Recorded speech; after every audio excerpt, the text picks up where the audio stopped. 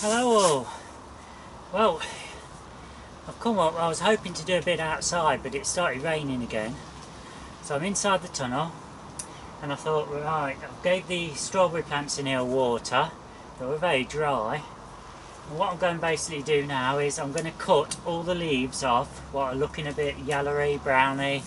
They're all coming off. And we're just going to try and encourage new growth with no diseased leaves left behind. So all I'm using is a pair of scissors. See any weeds, I'll take those out. I'm just chopping all the leaves off that are discoloured.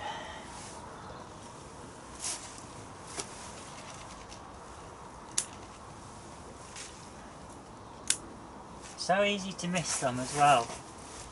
You just gotta weed.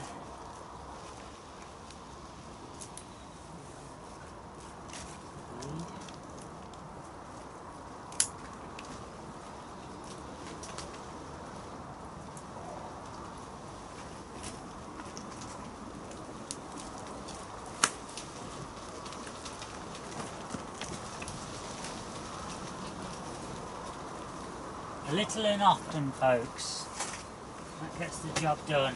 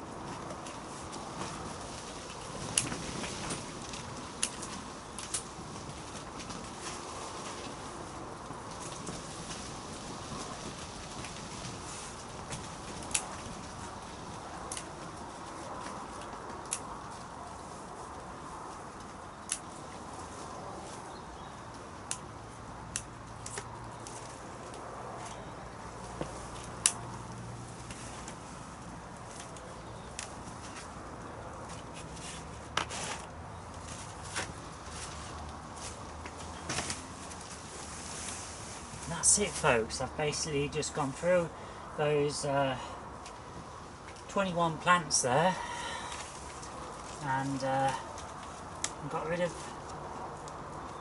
most of the weeds and all the old growth. And if you get these little weeds out now, it will save a lot of aggravation later in the season.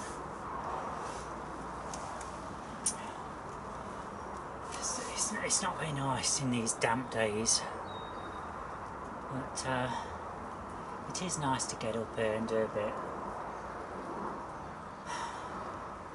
I must remember to come up now each week and keep these soaked, and then obviously in a few weeks, sort of towards the end of January, they need watering every 2 days, maybe 3 days, every 2 or 3 days, and then probably within a month after that, every day, at least once. That's the strawberries. You can see we've still got all these perennials. They're all over there. Some of them are looking a bit sorry and that, but I've never grown them before, so I'm not really sure what I'm doing. So we'll see how things progress. Right, so I can still hear it raining on here, so I'm not going to be able to get much done outside. I did do a cooking video this morning. I did a turkey crown, so that's been put up. And when I get home, I've got 2 magazines to do a review on, and I've got the questions and answers version V2. You know, there's another lot of 10 questions going around, so Nora's asked me to do that, so I should be getting on with that as well today. So lots and lots of videos. That's right, folks, I'm just looking. I reckon these pallets, I reckon the work surface is, it must be with the rain and that, it's it's got a right tilt going that way. Must be tilting. It must be a 2 or 3 inch slope going down. It's not very good, is it? Oh well. Never mind. I'm not going to worry too much about it. Pallets and that in here, I've had them now for, is it 3 years? I think it's 3 years. I took them out the old tunnel and put them back in here. They've lasted quite well. Here comes the rain again. I'm sure I can see a bit of sunshine through there in the distance. Right, I'm going to have a look around the plot. I'm going to evaluate the weather, so you might see me doing a bit more filming, but if I'm not in this one, then I hope you're all having a lovely weekend. Okay.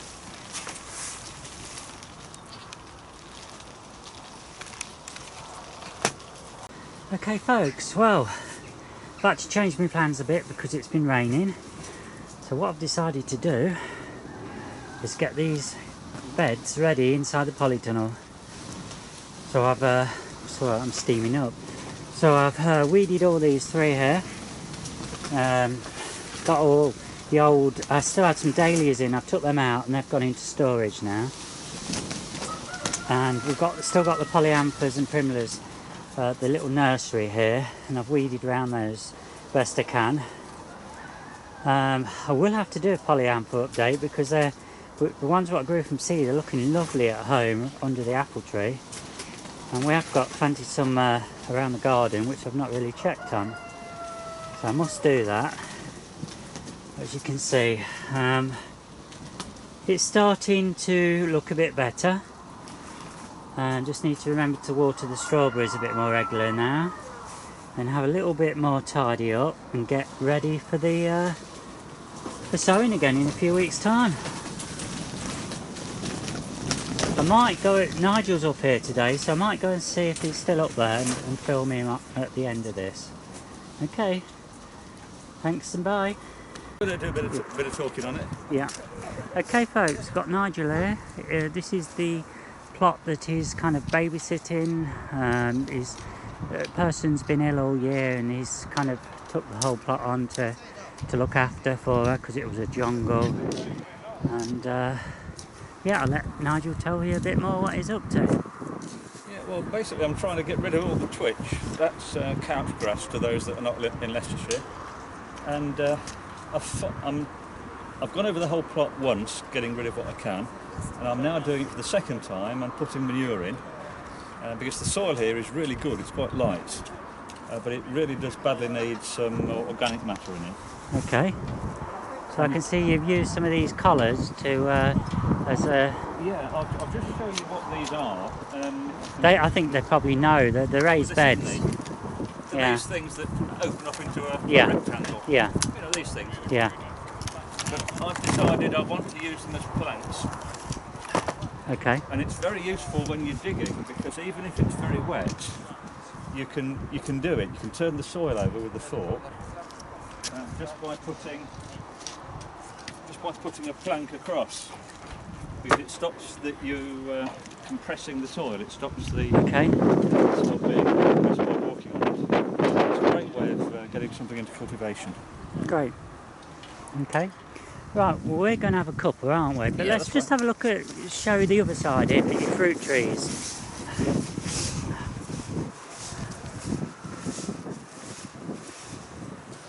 So tell us a bit about these then, Nigel. Are these your second year seedlings? Well, there's a bit of a mixture.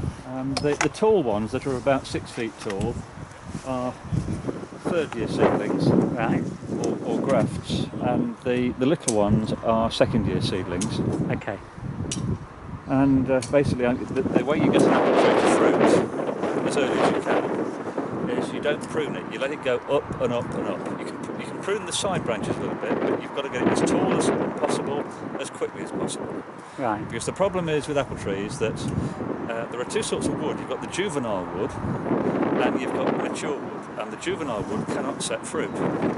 And the way that the juvenile wood is, the juvenile phase is overcome, is you let the thing get taller. Right. you see this in holly tree or eucalyptus, where the high up leaves are different. You know what? I did actually read something similar to what you were just saying. When I was looking at the seeds for apple trees, what were come from China and America. Oh yeah. And that mentioned the same thing.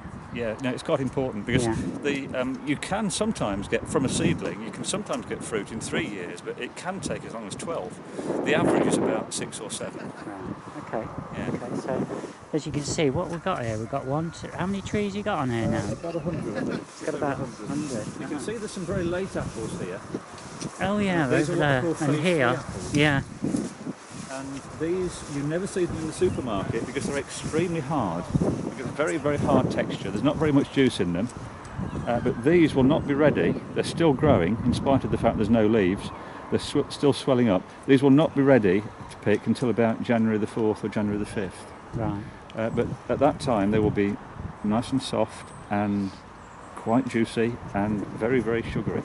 Right. But you never see them in the supermarket because they taste rather odd. Okay. Okay, right. Thanks for that, Nigel. Let's go and get a cuppa. Okay. Hello, folks. Right. Dad's had a little project on the sideline for the last few weeks. It's grown sweet peas, you know, late ones, and it's not the way I grow them, but I've left him to it because he wanted to do something. And basically, all these sweet peas here were grown actually in little mini plugs, and there is actually some outside still. And they've been out there all this time, even through the frost. And anyway, so he's got all these growing. You know, there's nothing wrong with them. So we'll have to see whether they survive. But I've got thousands of sweet pea seeds. So, but it's his little project, so I just let him get on with it. But I just thought I'd show you.